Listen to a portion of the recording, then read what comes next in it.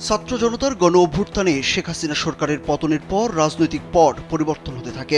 স্বস্তি ফিরে রাজনীতির মাঠে কোণঠাসা হয়ে থাকা বিএনপি ও অঙ্গ সংগঠনের নেতাকর্মীদের মধ্যে। তবে এর মাঝে আবার দলের জন্য কিছু চ্যালেঞ্জও দেখা দিয়েছে, যা নিয়ন্ত্রণে হিমশিম খেতে হচ্ছে বিএনপির হাইকমান্ডকে। বিশেষ করে বিএনপি ও অঙ্গ সংগঠনের বেশ কিছু নেতাকর্মীর বিরুদ্ধে দেশের বিভিন্ন এলাকায় দখল, চাঁদাবাজি ও আওয়ামী লীগের নেতাকর্মীদের আশ্রয় দেওয়ার অভিযোগ উঠেছে। অবশ্য এসবের বিরুদ্ধে কঠোর অবস্থানে বিএনপির ভারপ্রাপ্ত chairman Tarique Rahman.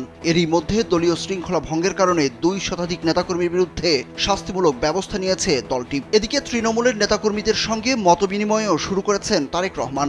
Redmi 13 style বানাই দুনিয়া কাঁপায়। স্থিতিশীলতা বজায় রেখে নেতাকর্মীদের নির্বাচনের প্রস্তুতি নেওয়ার নির্দেশনা দিয়েছেন। এর সবকিছু মিলিয়ে নির্বাচন সহ 4 ইস্যুতে সর্বাধিক মনোযোগ দিয়েছে বিএনপি। অগ্রাধিকার ভিত্তিতে আন্দোলনে হতাহতদের খোঁজ খবর নেওয়া এবং সাম্প্রতিক বন্যায় ক্ষতিগ্রস্তদের মাঝে ব্যাপকভাবে ত্রাণ বিতরণ, নির্বাচনের প্রস্তুতি, নৈরাজ্য প্রতিরোধ ও দেশে স্থিতিশীলতা বজায় রাখা এবং ঐক্যবদ্ধভাবে সাংগঠনিক কর্মকাণ্ড জোরদার করাই লক্ষ্য দলটির। বিএনপির স্থায়ী কমিটির সদস্য মেজর অবসরপ্রাপ্ত হাফিজ উদ্দিন আহমেদ বলেন, অন্তর্বর্তীকালীন সরকারের কাছে আহ্বান, এদেশের জনগণের অংশীজন হলো রাজনৈতিক দলগুলো। যদি গণতন্ত্র চান, রাজনৈতিক দলগুলোর সঙ্গে কথা বলুন। সংসদে অতীতে প্রতিনিধিত্বকারী রাজনৈতিক দলগুলোর সঙ্গে দ্রুত আলাপ করুন। তাদের কাছ থেকে সুপারিশ গ্রহণ ও দ্রুত রোডম্যাপ ঘোষণা করুন।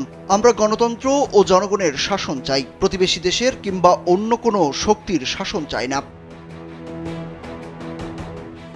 দলকে নির্বাচনের জন্য প্রস্তুত করতে লন্ডন থেকেই কাজ শুরু করেছেন তারেক রহমান। এ বিষয়ে পঞ্চগড় জেলা বিএনপির সদস্য সচিব ফরহাদ হোসেন আজাদ কালবেলাকে বলেন, দলের নাম ভাঙিয়ে কিছু দুষ্কৃতিকারী চাঁদাবাজি ও সন্ত্রাসের মাধ্যমে দেশকে অস্থিতিশীল করার চেষ্টায় লিপ্ত রয়েছে। তাদের ব্যাপারে সজাগ থাকতে হবে। আগামী ত্রয়োদশ সংসদ নির্বাচন খুবই চ্যালেঞ্জ হবে মর্মে সবাইকে সাংগঠনিকভাবে ঐক্যবদ্ধ থেকে নির্বাচনের সর্বাধিক প্রস্তুতি নেওয়ার আহ্বান জানিয়েছেন তারেক রহমান।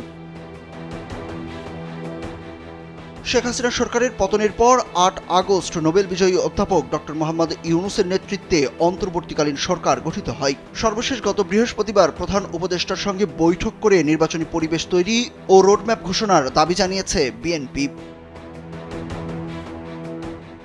সুরুজ আহমেদ, কালবেলা।